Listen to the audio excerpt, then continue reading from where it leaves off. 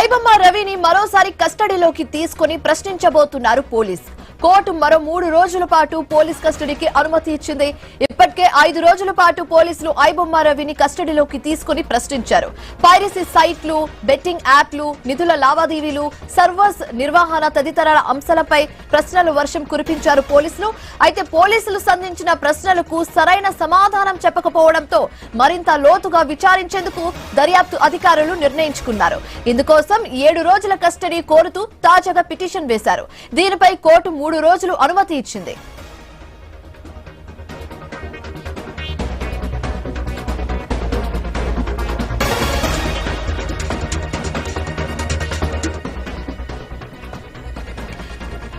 ఐబొమ్మ రవిని మరోసారి కస్టడీలోకి తీసుకుని ప్రశ్నించబోతున్నారు పోలీసులు.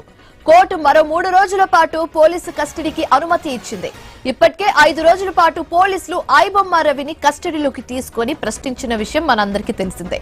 అయితే పైరసీ సైట్స్, బెట్టింగ్ యాప్స్, నిధుల లావాదేవీలు, సర్వర్స్ నిర్వహణ తదితర అంశాలపై ఎలాంటి క్లారిటీ ఇవ్వకపోవడంతో పోలీసులు మరోసారి విచారించబోతున్నట్లుగా తెలుస్తుంది. అయితే పోలీసులు సంబంధించిన ప్రశ్నలకు సరైన ఆన్సర్, అలాగే పొంతనలేని ఆన్సర్ ఇవ్వడంతో మరింత లోతుగా ఈసారి విచారించేందుకు దర్యాప్తు అధికారులు నిర్ణయించుకున్నారు. ఇందుకోసం 7 రోజుల కస్టడీ కోరుతూ తాజాగా పిటిషన్ వేశారు. దీనిపై కోర్టు 3 రోజుల పాటు అనుమతి ఇచ్చింది.